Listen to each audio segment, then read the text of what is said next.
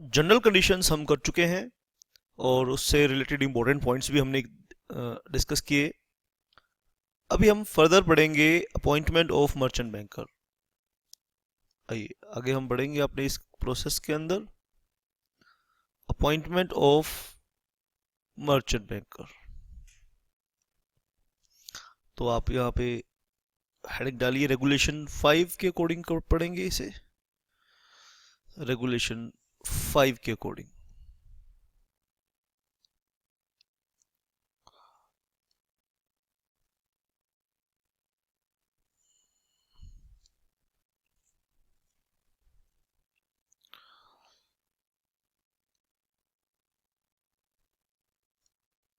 Regulation 5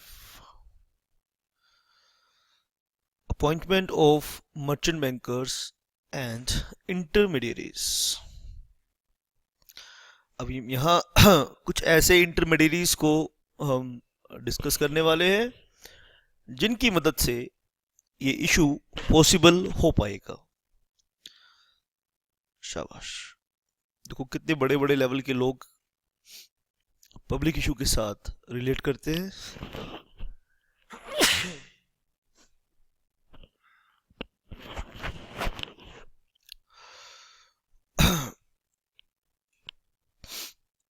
आइए हम इस चीज को यहां डिस्कस करेंगे। क्या लिखने वाले हैं? Appointment of merchant bankers. तो कोई भी इंपॉर्टेंट पॉइंट हमें मिस नहीं करना, यहाँ पर एक एक चीज को अच्छे से समझना है।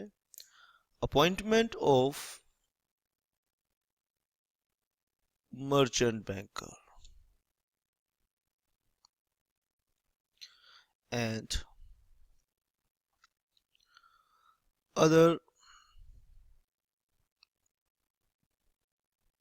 intermediaries।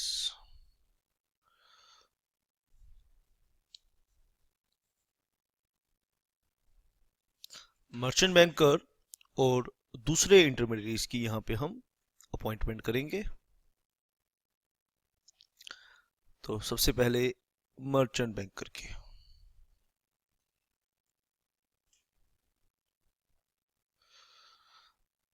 अदर इंटरमीडियरीज कौन कौन से हैं हमें पता होना चाहिए।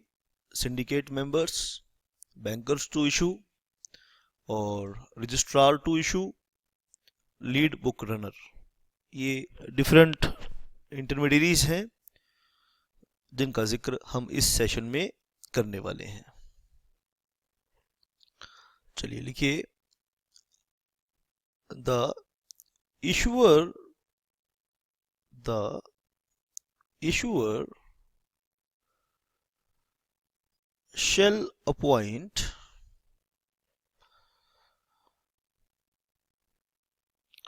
one or more merchant bankers। point to be noted, one or more यानी एक भी अपॉइंट हो सकता है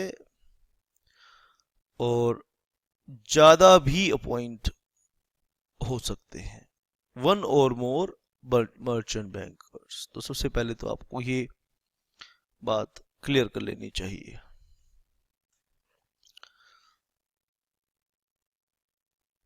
इसके बाद the rights, obligations. Merchant banker public issue में कंपनी को असिस्ट करता है।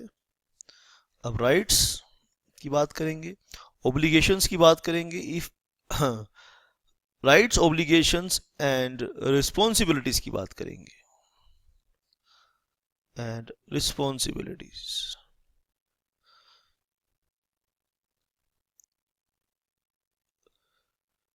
ठीक है।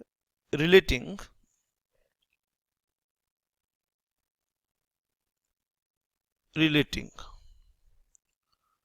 to disclosure, allotment,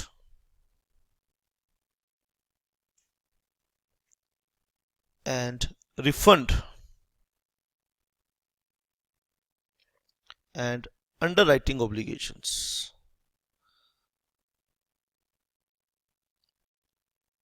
बहुत ध्यान से आपने बात को समझना है। Underwriting obligations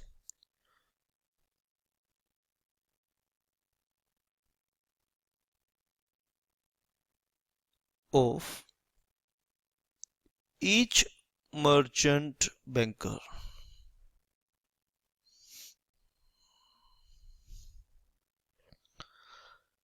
shall be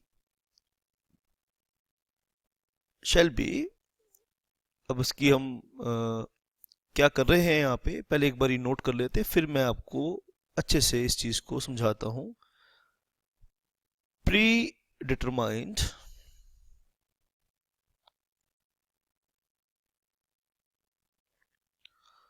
and disclosed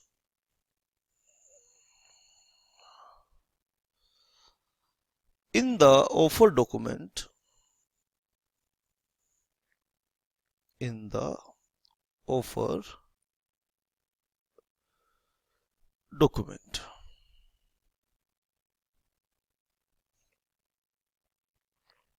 और कैसे करेंगे, एज पर शेड्यूल 1 ICDR के साथ जो शेड्यूल 1 दिया है उसके अकॉर्डिंग करेंगे। तो ये वाली बात भी आपने लिखनी है एंड में। अब जब इशू होगा तो इशू से रिलेटेड कुछ राइट्स होंगे, कुछ ऑब्लिगेशंस होंगी और कुछ रिस्पॉन्सिबिलिटीज होंगी मर्चेंट बैंकर की। एक मर्चेंट बैंकर है तो ये सारी काम उस अकेले को करने हैं, इसमें कोई शक नहीं है, कोई हमें कंफ्यूजन नहीं है। लेकिन जहां एक से ज्यादा होंगे, मोर मर्चेंट बैंकर्स होंगे, तो उनमें से उनके राइट्स, ऑब्लिगेशंस और रिस्पॉन्सिबिलिटीज फिक्स करनी पड़ेंगी। उन राइट्स, ऑब्लिगेशंस और रिस्पॉन्सिबिलिटीज की बहुत सारी बातें होंगी। उनमें कुछ मेन बातें कौन सी होंगी कि डिस्क्लोजर्स करने होंगे, बहुत सारे डिस्क्लोजर्स करने पड़ेंगे कंपनी को अपने बारे में। अलॉटमेंट करनी होगी सिक्योरिटीज की, बहुत इंपॉर्टेंट बात। या तो सिक्योरिटीज की अलॉटमेंट होगी, अलॉटमेंट नहीं होगी तो रिफंड होंगे, ठीक है। और हो सकता है कि अंडरराइटिंग ऑब्लिगेशंस को पूरा करना पड़े, या मिनिमम सब्सक्रिप्शन रिसीव ना हो, यानी कंपनी के 100 में से 90 शेयर ना बिके, तो हो सकता है कि उन्हें अंडरराइटिंग ऑब्लिगेशंस भी अडॉप्ट करनी पड़े। जहां एक है वहां पे ये सारे काम वो अकेला करेगा। समझ में बात आ रही है कि नहीं आ रही है? मर्चेंट बैंकर के बारे में जान रहे हैं। जहां वो अकेला होगा तो वहां ये सारे काम अकेला करेगा। लेकिन जहां मोर मर्चेंट बैंकर्स होंगे तो वहां पर उनके राइट्स, ऑब्लिगेशंस और रिस्पॉन्सिबिलिटीज बतानी पड़ेंगी। अब राइट्स, ऑब्लिगेशंस और रिस्पॉन्सिबिलिटीज पूरे इशू से रिलेटेड होंगी, जिनमें मेन चीजें क्या होंगी, disclosures, allotment and refund and underwriting obligations of each merchant banker shall be pre determined. पहले से पता होगा कि किसे क्या करना है, ठीक है, जिससे प्रॉपर प्लानिंग हो सकेगी और स्मूथ काम हो सकेगा, कोई भी बिना किसी गड़बड़ के काम हो सकेगा। पहले से हम फिक्स कर लेंगे कि फलाना मर्चेंट बैंकर ये काम करेगा, फलाना मर्चेंट बैंकर ये काम करेगा, और इस चीज को हम डिस्क्लोज कर देंगे। डिस्क्लोज कहां करेंगे? ऑफर डॉक्यूमेंट के अंदर हम डिस्क्लोज कर देंगे।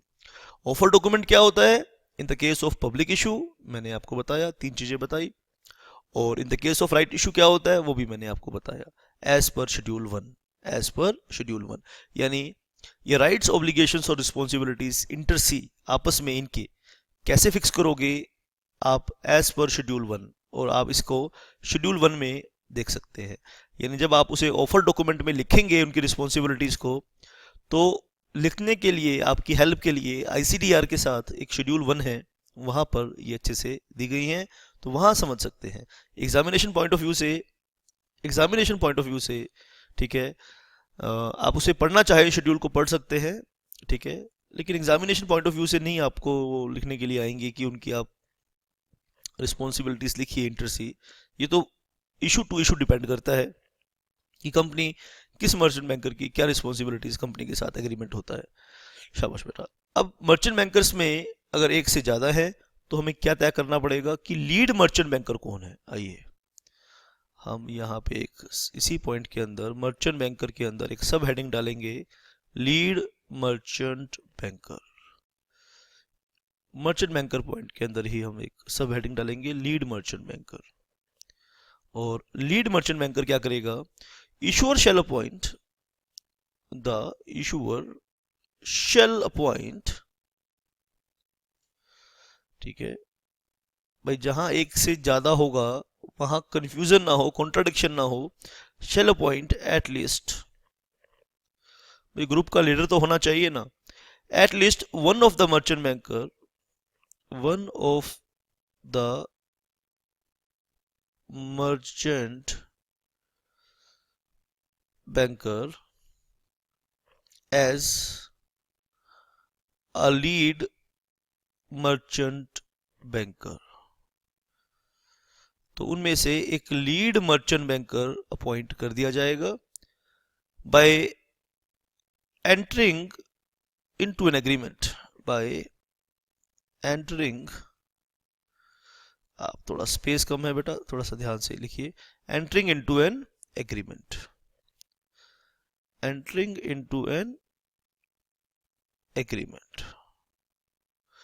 और जो एग्रीमेंट ये करेंगे तो वो एग्रीमेंट कहाँ दिया है, इस चीज के लिए आप इस एग्रीमेंट को देखना चाहते हैं तो आप शेड्यूल 2 को रेफर कर सकते हैं। शेड्यूल 2 ऑफ आईसीडीआर में वो एग्रीमेंट दिया हुआ है, ठीक है।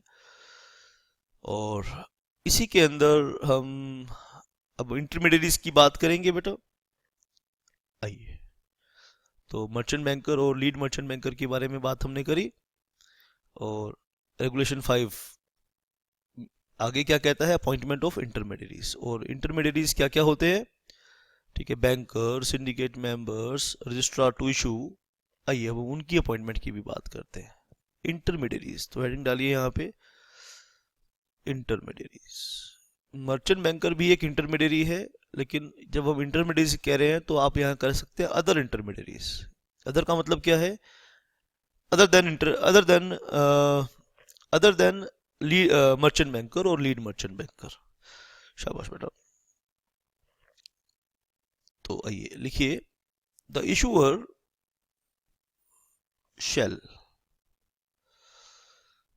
shall in consultation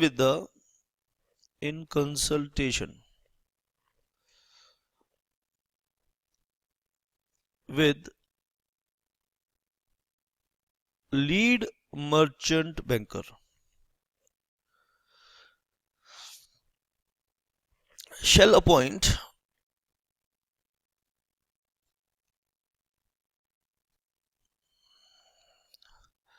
shabash.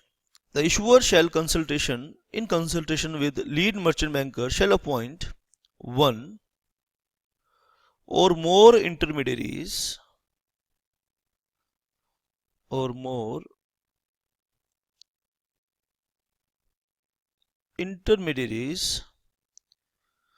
are registered with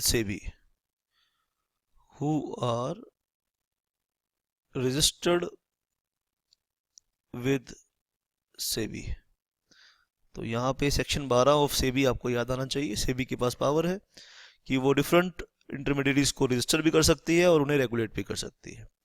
तो issuer shall in consultation with LMB, lead LMB बोले तो lead merchant banker, shall appoint one or more intermediaries who are registered with SEBI, ठीक है, जो सेबी के साथ रजिस्टर्ड होने चाहिए। यानी जो आप अपॉइंट करेंगे सिंडिकेट मेंबर्स जो अंडरराइटिंग का ऑब्लिगेशंस उठाएंगे, बैंकर्स टू इशू जो बैंकिंग अपनी इंफ्रास्ट्रक्चर प्रोवाइड कराएंगे कंपनी को, एंड इसके बाद हम बात करेंगे रजिस्ट्रार टू इशू और बुक रनर। ये सब चीजें सेबी के साथ, ये सब लोग सेबी के साथ रजिस्टर्ड होने चाहिए, ठीक है, who are registered with SEBI. और अपॉइंटमेंट कैसे होगी, by entering into an agreement, आप लिख लीजिए और फॉर्मेट कैसे होगा इस एग्रीमेंट का, फॉर्मेट कहाँ दिया है, शेड्यूल 3 में आप उस एग्रीमेंट का फॉर्मेट ले सकते हैं। इंटरमीडियरीज की बात कर रहे हैं।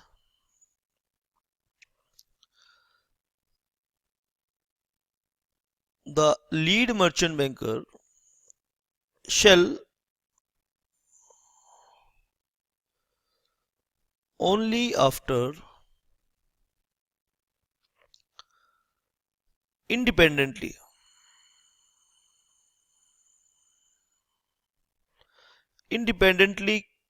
की बात कर रहे हैं। The lead merchant banker shall after independently, independently का क्या मतलब है, अपनी चॉइस से, अपनी मर्जी से, assessing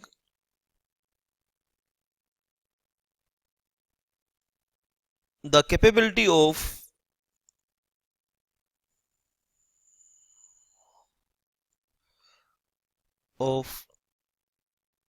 intermediaries.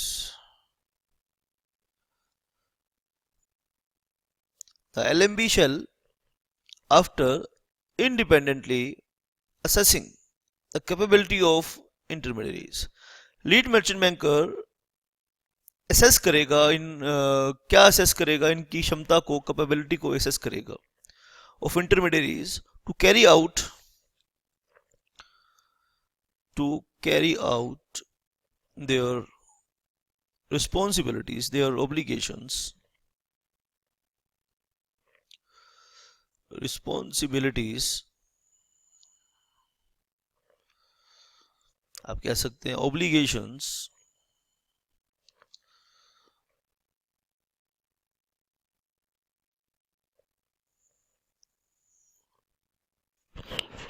right.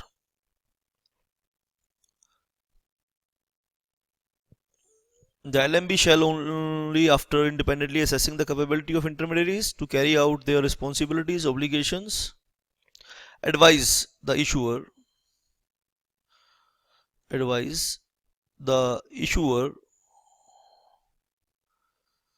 on their appointment. क्योंकि इशुअर तो हो सकता है कि पहली बार ये काम कर रहा हो, लेकिन मर्चेंट बैंकर तो एक्सपीरियंस्ड प्लेयर है इस मार्केट का, तो उसे पता है कि उसकी फौज में कौन कौन से लोग होने चाहिए, उसकी टीम में कौन कौन से लोग होने चाहिए। तो जो भी प्रपोज्ड नाम है कंपनी के सामने कि इसे हम शेयर ट्रांसफर एजेंट बनाएं, इसे हम बैंकर बनाएं, इसे हम सिंडिकेट मेंबर बनाएं, तो मर्चेंट बैंकर का रोल यहाँ पे ये है, एलएमबी का रोल यहाँ पे ये है कि वो इंडिपेंडेंटली एसेस करेगा उनकी क्षमताओं को, उनकी कैपेबिलिटीज को, और ईश्वर को सलाह देगा कि किसे वो इंटरमीडिएट अपॉइंट करे या किसे वो इंटरमीडिएट अपॉइंट ना करे। ये चीज हमने यहाँ पे अच्छे से इंटरमीडिएट्स के बारे में सीखी। राइट, यहाँ पे एक पॉइंट और मैं आपको, इसी से रिलेटेड कंसेप्ट एक और पॉइंट आपको मैं बताना चाहता हूं।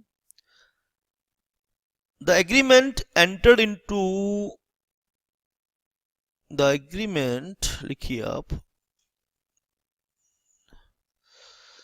entered in for appointment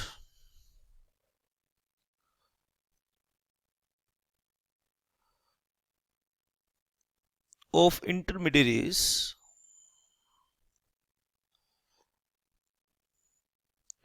जो आप इंटरमीडिएट्स के लिए अपॉइंटमेंट करेंगे, intermediates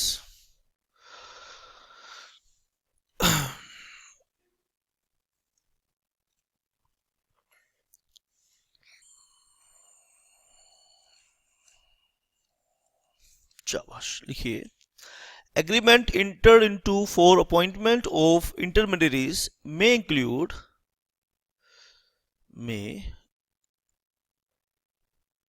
include such other clauses as the issuer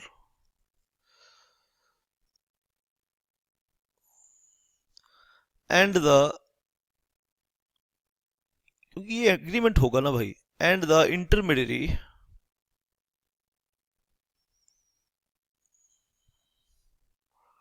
may deem fit. तो यहां पे से भी थोड़ी सी आजादी दे रहा है कि इंटरमीडियरी और कंपनी यानी इशूअर आपस में एग्रीमेंट कर सकते हैं। The agreement enter into for appointment of intermediaries may include such other clauses as the issuer and intermediaries may deem fit.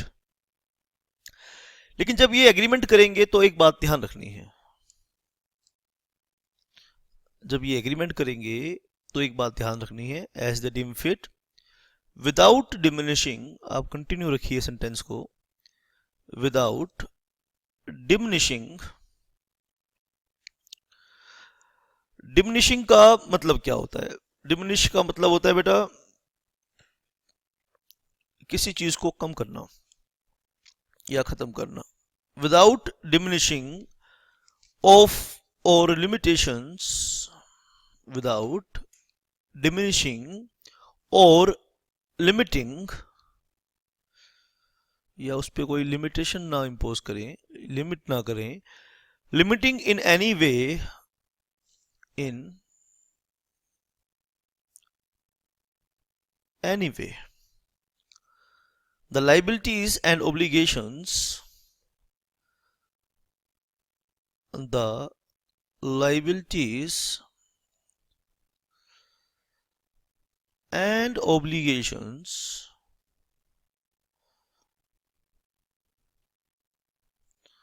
without diminishing or limiting in any way the liabilities and obligations of the merchant banker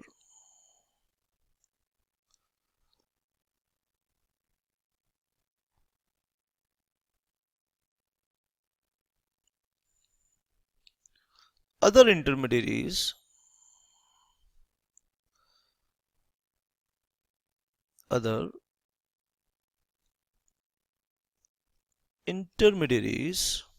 की हम बात कर रहे हैं, and the issuer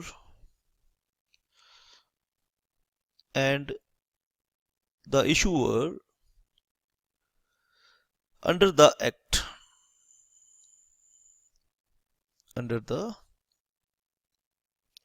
act, Companies Act, Security Contract Regulation Act, Depositories Act,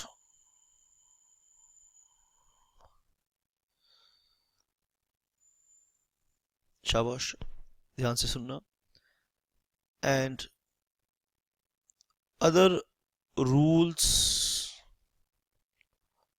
and regulations.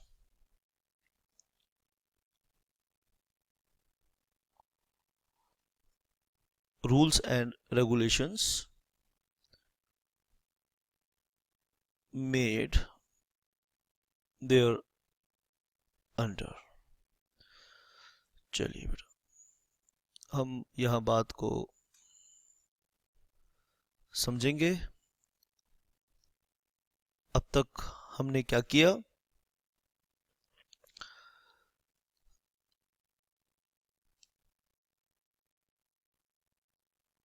Regulation 5 हमने आज के session में शुरू किया है, और रेगुलेशन 5 में हमने क्या सीखा?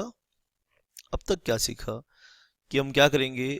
हम करेंगे appointment of merchant banker. Regulation 5 में हम क्या करेंगे? अपॉइंटमेंट ऑफ मर्चेंट बैंकर और appointment of merchant banker and other intermediaries की हम अपॉइंटमेंट करेंगे। तो सबसे पहले अपॉइंटमेंट करेंगे सबसे पहले मर्चेंट बैंकर की। द इशूअर शैल अपॉइंट 1, तो जरूर करेगा, ज्यादा भी कर सकता है, 1 और मोर मर्चेंट बैंकर। अगर ज्यादा करता है तो राइट्स, obligations और responsibilities relating to disclosure, allotment, refund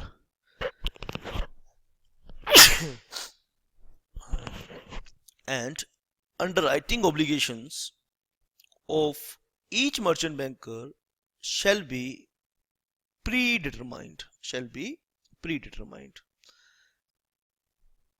and disclosed in the offer document as per schedule 1।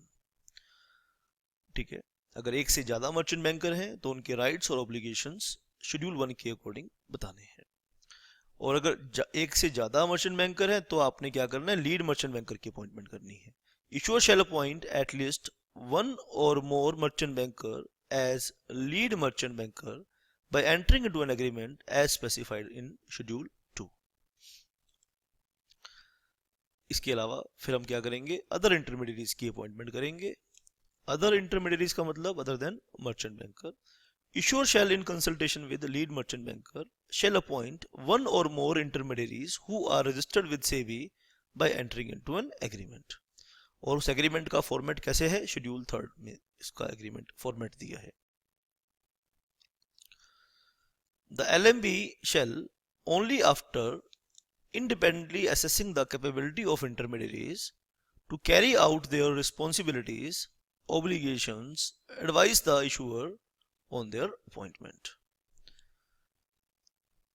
Or the agreement entered into for appointment of intermediaries may include such other clauses as the issuer and intermediary may deem fit। जब agreement का होगा, जब issuer और intermediary का agreement होगा तो उन्हें यह सुनिश्चित करना पड़ेगा कि वो क्या डिमिनिश ना करें, विदाउट डिमिनिशिंग और limiting in any way the liabilities and obligations of the merchant banker, other intermediaries and the issuer under SEBI act, companies act, SCRA, securities contract regulation act, depositories act and other rules and regulations made there under. इस point का ध्यान रखना पड़ेगा जब issuer intermediary से appointment करेगा। ठीक है, शाबाश बेटा, इशूअर इंटरमीडियरीज की अपॉइंटमेंट करेगा। आइए अब थोड़ा सा हम उन इंटरमीडियरीज के बारे में थोड़ा सा और डिटेल में हम जान लें। शाबाश बेटा, तो इन इंटरमीडियरीज के अंदर एक होगा सिंडिकेट मेंबर। सिंडिकेट मेंबर क्या करेगा, आइए इस चीज को हम यहाँ पे डिस्कस करेंगे।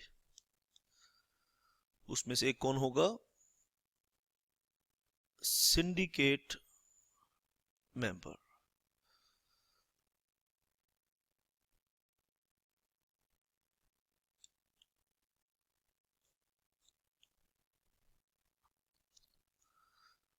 अब सिंडिकेट, हम इंटरमीडियरीज की बात करिए। अब सवाल आता है कि इंटरमीडियरीज कौन कौन यहाँ पे लोग होंगे।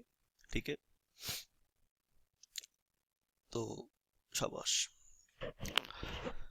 इन सिंडिकेट मेंबर्स में इन इंटरमीडियरीज में एक होगा सिंडिकेट मेंबर। आइए इसके बारे में जान लें। द इशूअर शेल, अब सिंडिकेट, वर्ड सिंडिकेट का मतलब क्या है कि जिसे फॉर द टाइम बीइंग आपने कुछ अथॉरिटी दी है, कुछ पावर्स दी हैं। The issuer shall appoint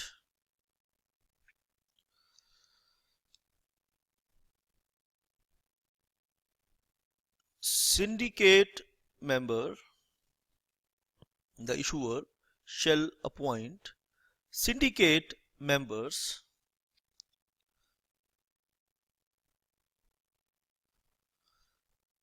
in case of a book building। आपको एक नया कंसेप्ट यहाँ देखने को मिलेगा। अब हो सकता है कि आपको बुक बिल्ट इशू का मतलब ना पता हो। ठीक है, book built issue, the issuer shall appoint syndicate member in case of book built issue।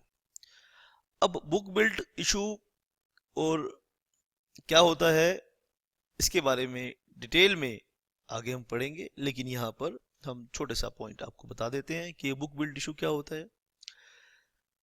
जहां पे फिक्स्ड प्राइस इशू ना हो तो इशू को हम दो कैटेगरी में बांट सकते हैं, बुक बिल्ट इशू और fixed price issue.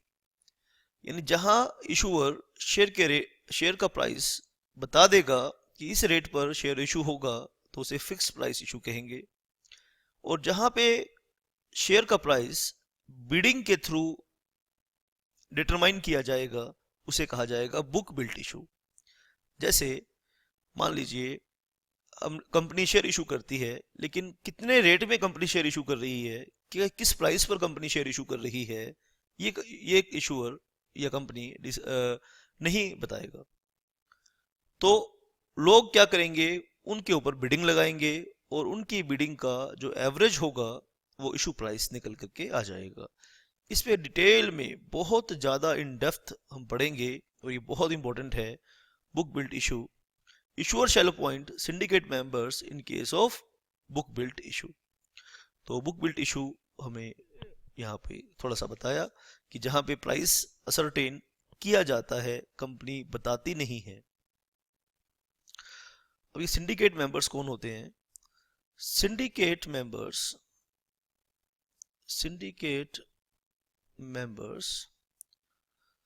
Are registered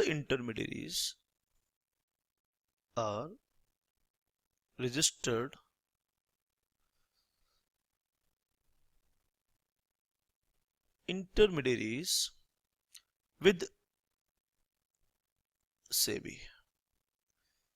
SEBI के साथ रजिस्टर्ड होते हैं, and who are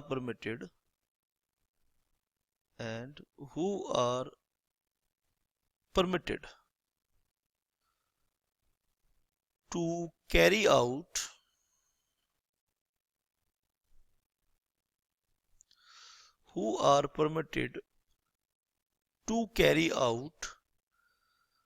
the activities as an underwriter।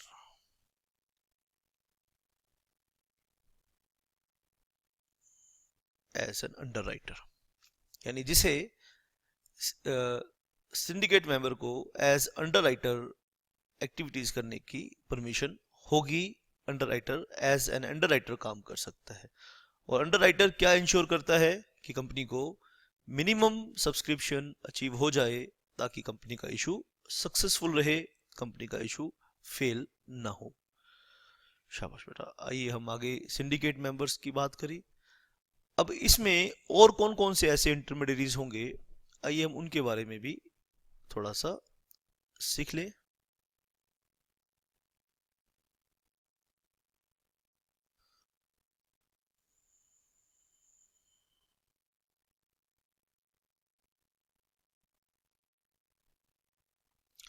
और अगला ऐसा एक इंटरमीडियरी है बैंकर टू द इशू। ये अभी सब हम इंटरमीडियरी के बारे में सीख रहे हैं। बैंकर टू द इशू, आइए। issuer shall appoint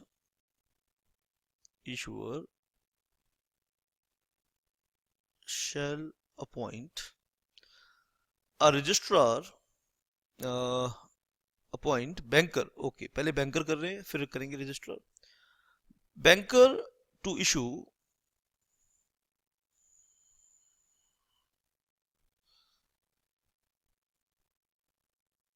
issuer shall appoint banker to issue at all mandatory collection centers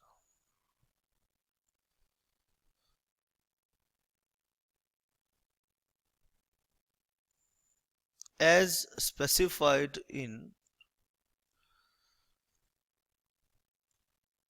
schedule 3rd,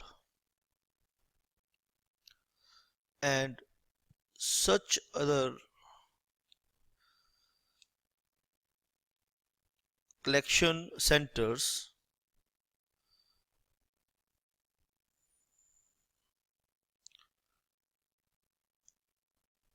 as it deem fit।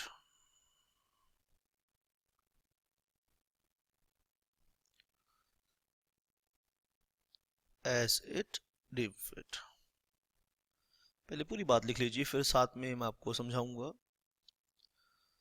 यहाँ पे इम्पोर्टेंट पॉइंट आप लिख लेंगे, पहले लिख लेंगे, फिर मैं आपको समझाऊंगा अच्छे से इस बात को बेटा।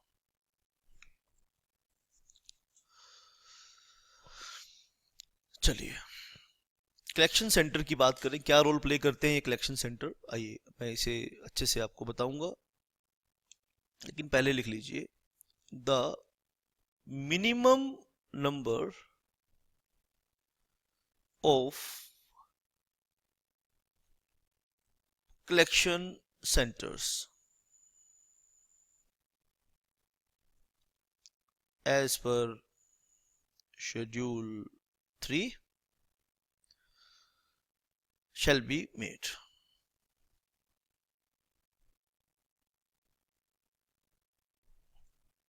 ठीक है, और इसके लिए shall be made, इसके लिए थोड़ी सी गाइडलाइंस हैं, वो लिख लेते हैं। all the metropolitan, अब ये एक फैक्ट है, वैसे तो सभी जगह होते हैं इन्वेस्टर्स, लेकिन जो बड़े बड़े सिटीज हैं वहाँ ज़्यादा इन्वेस्टर्स होते हैं। All the 4 metropolitan centres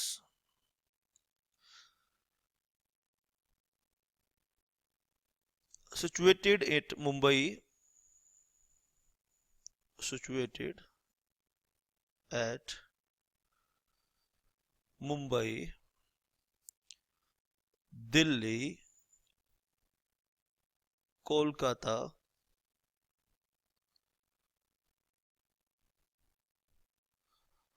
and Chennai।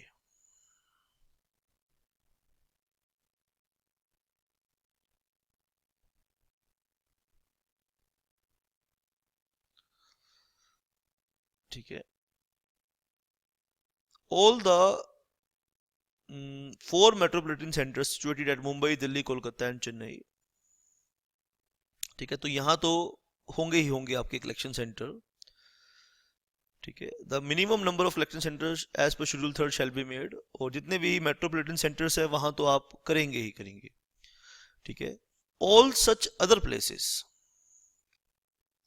और इसके अलावा क्या करेंगे, all such places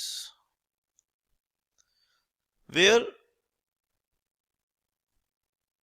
recognised stock exchange are located, जहां पे रिकॉग्नाइज्ड स्टॉक एक्सचेंज लोकेटेड है वहां भी होंगे। लोकेटेड इन द रीजन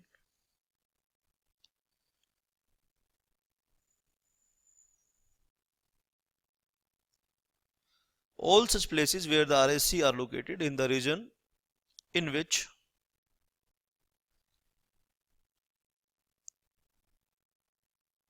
ठीक है, all such places where RSC are located in the region। ठीक है, और जो जिस रीजन में रिकॉग्नाइज्ड स्टॉक एक्सचेंज के लोकेटेड है वहां भी आप कलेक्शन सेंटर पॉइंट करेंगे। ठीक है, all such places where RSC are located in the region in which the registered office of the issuer is situated।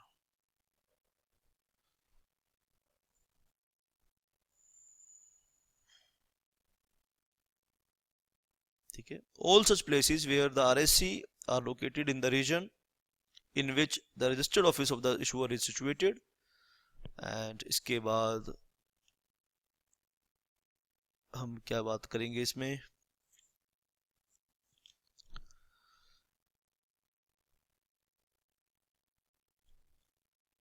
एक पॉइंट और आप नोट करेंगे, शाबाश, other specified regional, other specified regional collection centers, regional collection centers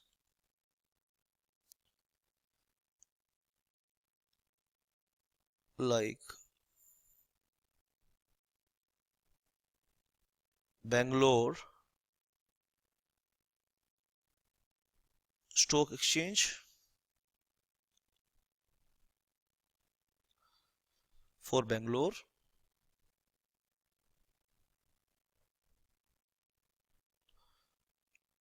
Pune Stock Exchange for Pune, Pune Stock Exchange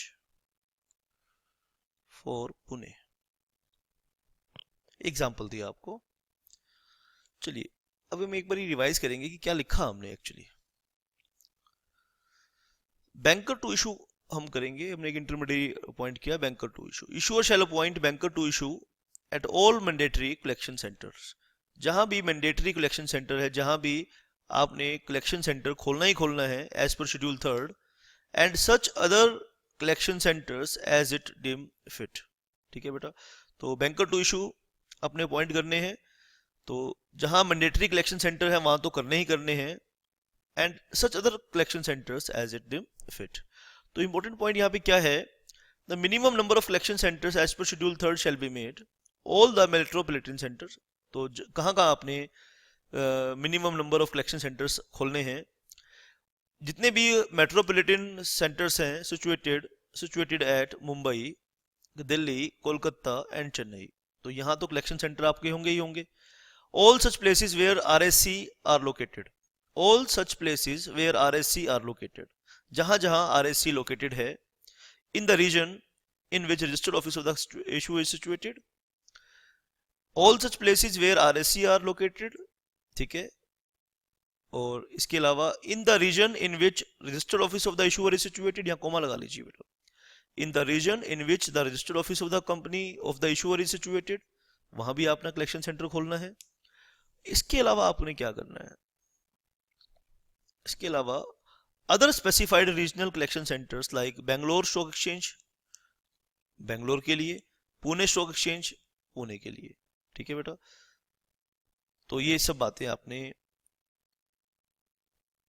शाबाश, ये सब बातें आपने, रीजनल कलेक्शन सेंटर भी आपने खोलने हैं और मेट्रोपॉलिटन कलेक्शन सेंटर भी होंगे। जहां रिकॉग्नाइज्ड स्टॉक एक्सचेंज होगी वहां भी कलेक्शन सेंटर होगा, जहां कंपनी का रजिस्टर्ड ऑफिस होगा तो वहां भी कलेक्शन सेंटर होगा। तो आपने ये पॉइंट ध्यान से नोट करना है। तो बैंकर टू इशू हमने नोट किया as a collection centres. Collection centre क्या कलेक्ट करेंगे, अब यहाँ पे, शाबाश बेटा, यहाँ पे ये बात समझ में आती है कि कलेक्शन सेंटर क्या कलेक्ट करेंगे। भाई बहुत सारे चीजें कलेक्ट करते हैं, वो बिड्स कलेक्ट करते हैं। बिड्स जो यानी बुक बिल्ड इशू होगा तो आप कितनी बोली लगाते हैं शेयर्स खरीदने के लिए, एप्लीकेशन फॉर्म सबमिट करना होता है और एप्लीकेशन अमाउंट सबमिट करना होता है।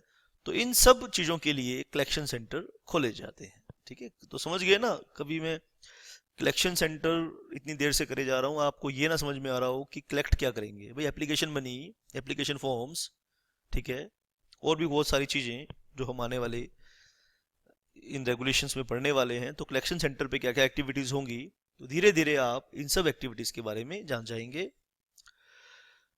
तो हमने इंटरमीडियरीज की बात कर रहे हैं, सिंडिकेट मेंबर्स की बात करी जो अंडरराइटिंग ऑब्लिगेशन लेंगे, बैंकर टू इशू की बात करी हमने।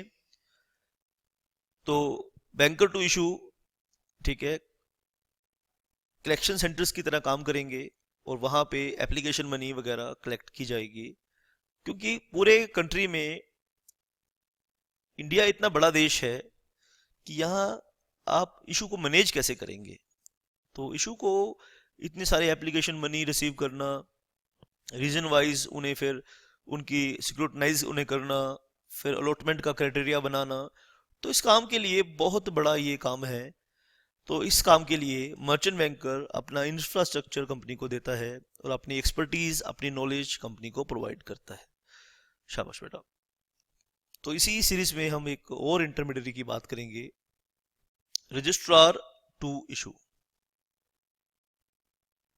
ठीक है, चलिए एक बात हम और करेंगे, बैंकर टू इशू हमने किया और एक इंटरमीडियरी की बात करते हैं, registrar to issue.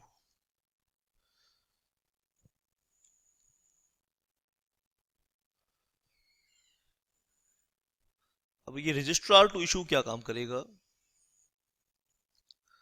The issuer shall appoint the issuer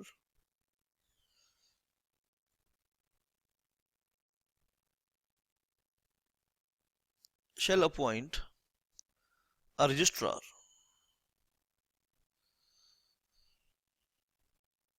which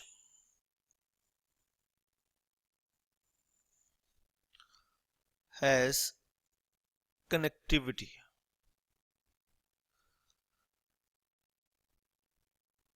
with all the depositories,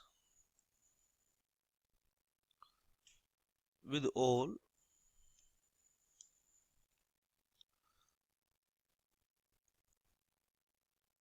depositories. The issuer shall appoint a registrar which has connectivity with all depositories, जिसकी depository के साथ कनेक्टिविटी रहेगी। ठीक है, क्योंकि रजिस्ट्रार क्या करेगा? रजिस्ट्रार टू इशू, नाम से ही जाहिर है रजिस्ट्रार यानी जो कंपनी के बिहाफ पर रजिस्ट्रेशन ऑफ शेयर्स की एक्टिविटी करेगा, रजिस्टर ऑफ मेंबर मेंटेन करेगा, उसे बोला जाएगा registrar. The issuer shall appoint registrar which has connectivity with all depositories, और रजिस्ट्रार और डिपॉजिटरीज की कनेक्टिविटी होना बहुत जरूरी है। ठीक है, ऐसे पर्सन को ही आप रजिस्ट्रार अपॉइंट करेंगे जिसका डिपॉजिटरी के साथ कनेक्टिविटी हो। ठीक है, यहाँ पे एक इम्पोर्टेंट पॉइंट है, वो आप नोट करेंगे, लिख लीजिए यहाँ पे एक important point. if issuer itself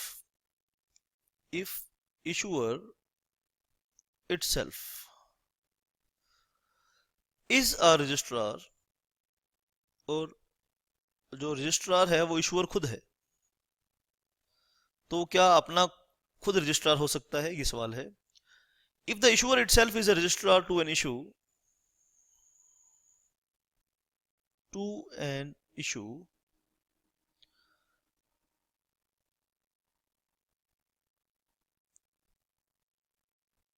registered with SEBI, और वो रजिस्टर्ड विद सेबी भी है, तो बहुत ध्यान से आपने ये बात को नोट करना है। Then another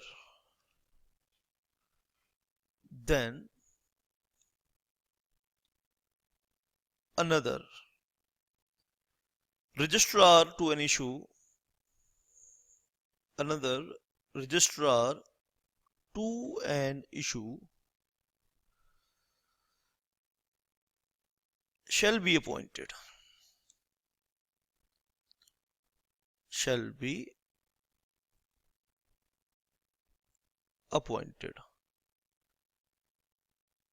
as registrar to issue।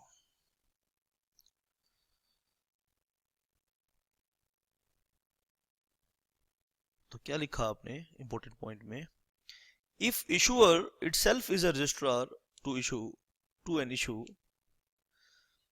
if issuer itself is a registrar,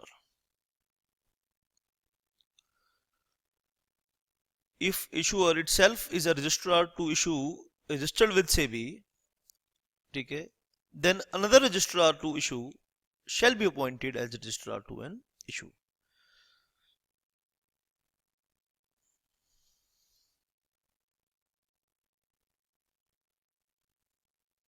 और इंपॉर्टेंट पॉइंट फर्स्ट, एक और इंपॉर्टेंट पॉइंट यहां पे लिखेंगे। अब आपकी कंफ्यूजन दूर कर देते हैं। LMB यानी lead merchant banker, LMB lead merchant banker shall not act, लिख लीजिए, as a registrar। अभी तो आप बेसिक बातें लिख रहे हैं इशू से related. registrar shall not act as a registrar to the issue in which in which it is also handling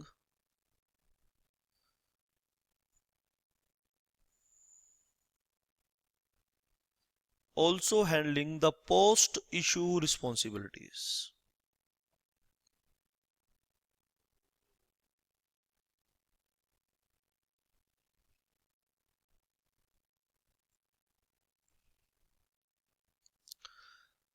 अब जो ये एक्टिविटीज विद इशू होती हैं, इसे आप 3 कैटेगरी में बांट सकते हैं।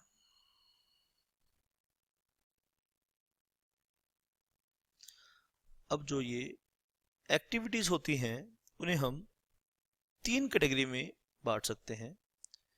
तो आप लिखिए यहां पर एक point, activities related to issue.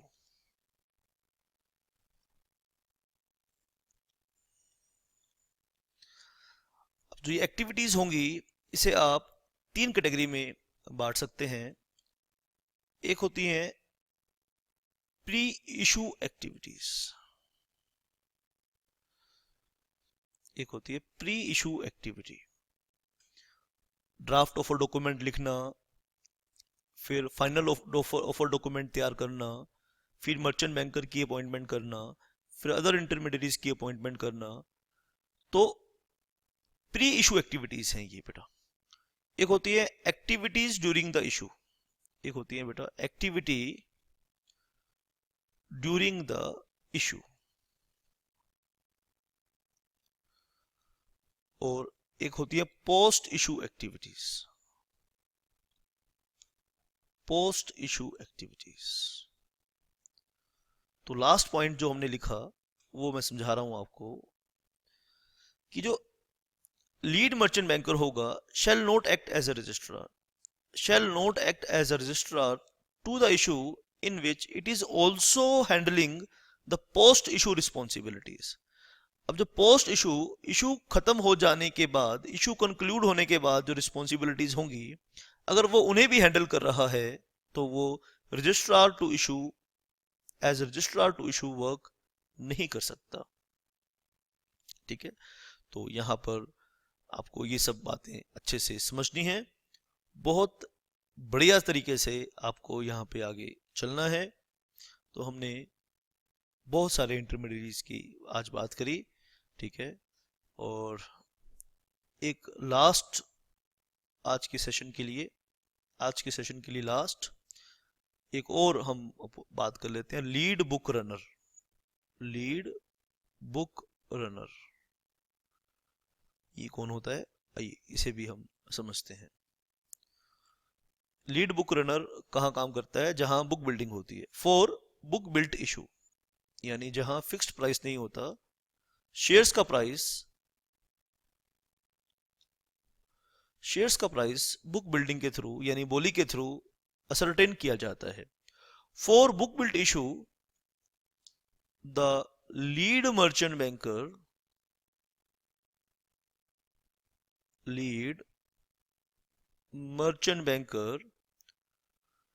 For book built issue the lead merchant banker, जो लीड मर्चेंट बैंकर होगा अपॉइंटेड बाय इशूअर,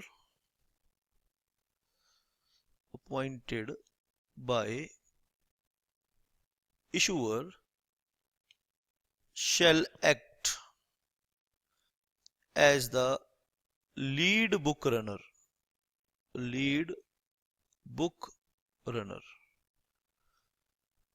अब बेटा जो बिड्स आएंगी वो एक बुक में लिखी जाएंगी, ठीक है। अब डिफरेंट कलेक्शन सेंटर पर अलग अलग बिड आएंगे। तो कलेक्शन सेंटर, जितने भी कलेक्शन सेंटर होंगे वो लीड मर्चेंट बैंकर से कांटेक्ट करेंगे, और लीड मर्चेंट बैंकर एक रजिस्टर मेंटेन करेगा, एक बुक मेंटेन करेगा। तो इसीलिए उसे लीड बुक रनर भी यहाँ पे हम कह रहे हैं कि lead book runner. For book build issue the lead merchant banker appointed by the issuer shall act as the lead book runner. तो आज के इस सेशन के लिए हम यहाँ पर बेटा नया कंटेंट बस आज यहीं तक करेंगे। आइए एक बारी हम आज के पूरे इस सेशन को सीखेंगे, समझेंगे कि हमने आज क्या क्या काम किए हैं। शाबाश बेटा, आइए बेटा आज हम समझेंगे आज हमने क्या क्या काम किए हैं शुरू से। आज के इस सेशन में हमने क्या क्या काम किए। सबसे पहले बेटा, प्रीवियस सेशन में मैंने जनरल कंडीशंस कुछ बताई थी आपको, और इन जनरल कंडीशन से रिलेटेड कुछ बातें थी वो हमने सीखनी थी। जैसे time of compliance of general conditions, offer document क्या है, डेजिग्नेटेड स्टॉक एक्सचेंज क्या है, conditions of issue of warrants क्या है, जनरल कॉर्पोरेट पर्पस क्या है। तो हमने इन सब को डिफाइन किया कि time of compliance of general conditions, कि जनरल कंडीशंस का किस वक्त आपने कंप्लायंस करना है। तो हमने सीखा कि जब जब कंपनी इशूअर सेबी के साथ, रिकॉग्नाइज्ड स्टॉक एक्सचेंज के साथ या आरओसी के साथ डील करेगा तो हर वक्त उसे जनरल कंडीशंस को पूरा करना है। Offer document, public issue of shares कर रहे हैं तो ऑफर डॉक्यूमेंट का में 3 चीजें आती हैं: रेड हरिंग प्रोस्पेक्टस, प्रोस्पेक्टस और shelf prospectus. Red hurrying prospectus, prospectus और शेल्फ प्रोस्पेक्टस, इंफॉर्मेशन मेमोरेंडम। और आपने कंपनी लॉ पढ़ा है अपनी लाइफ में, शेयर कैपिटल का कंसेप्ट पढ़ा है, तो वहाँ ये तीनों कंसेप्ट बहुत अच्छे से डिफाइन होते हैं। तो मैं यहाँ अजम्पशन भी ले सकता हूँ कि आपको ये तीनों आते हैं। तो आप मुझे मैसेज करके भेजना, जितने भी स्टूडेंट्स मेरे ऑल ओवर इंडिया, ठीक है, दुबई में भी है कुछ स्टूडेंट्स हैं, तो दुबई वाले बच्चे all over India, Mumbai, Dubai, Chennai, right, जहाँ जहाँ, दिल्ली, जहाँ जहाँ बच्चे बैठे हैं, पंजाब, हरियाणा, चंडीगढ़, तो जहाँ जहाँ ये बच्चे बैठे हैं तो सब बच्चे मुझे मैसेज करेंगे मेरे नंबर पर 9818050252 कि आपको इन कंसेप्ट्स की नॉलेज है या नहीं। तो मुझे पता लग जाना चाहिए कि मुझे कितने डेप्थ के साथ इन कंसेप्ट्स को लेके चलना है। और अगर मैं ये सोचूं कि आपको नॉलेज नहीं है और आपको नॉलेज है, वैसे मुझे ये पता है कि आप लोग इतने अच्छे से नहीं जानते होंगे, लेकिन फिर भी मैं जानना चाहता हूं कि आपकी नॉलेज का लेवल यहाँ तक क्या है। Letter of book, letter,